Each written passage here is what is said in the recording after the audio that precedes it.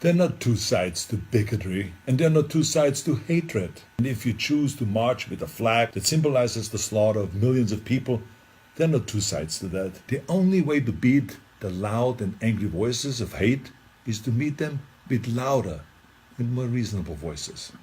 And that includes you, President Trump. In fact, as president of this great country, you have a moral responsibility to send an unequivocal message that you won't stand for hate and racism. Now let me help you write your speech here a little bit. As President of the United States and as a Republican, I reject the support of white supremacists. The country that defeated Hitler's armies is no place for Nazi flags. The party of Lincoln won't stand with those who carry the battle flag of the failed Confederacy. Was that very difficult? You see, I told you. I have a message to the neo-Nazis and to the white nationalists and to the neo-Confederates. Let me be just as blunt as possible. Your heroes are losers. You're supporting a lost cause. And believe me, I know the original Nazis. I was born in Austria in 1947, shortly after the Second World War. And growing up, I was surrounded by broken men. Men who came home from the war filled with shrapnels and guilt. Men who were misled into a losing ideology.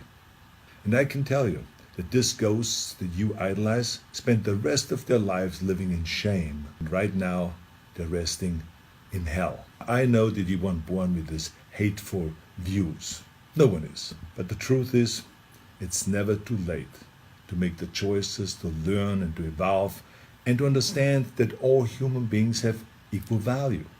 If you say, Arnold, hey, I was just at the march, don't call me a Nazi, I have nothing to do with Nazis at all. Let me help you. Don't hang around people who carry Nazi flags, give Nazi salutes, or shout Nazi slogans.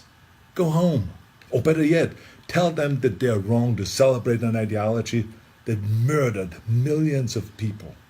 And then go home. You're so lucky to live in a country that gives you every right to say horrible things. But think about how you could actually use that power for something good. Those of you who have been silent, you must also evolve. I have learned a long time ago that the only way we can really eliminate hatred is to face it head on. This is not always comfortable, of course, but stereotypes about racism, religion, gender, anything else, they're like cancer. If you had a tumor, you wouldn't quietly hope that it slowly disappears. You would zap the shit out of it with all the chemotherapy and cut it out and try every experimental treatment until it was gone. But this is no different. I mean, this is a difficult time for our country, of course. But I know that if we all have the courage to do something about it and to do the right thing, we come out stronger in the end. Let's all commit right now to leaving the terrible ghosts of the past in the trash heap of history. That's where they belong. Now share this video if you think that hatred has no place in America. Let's terminate hate.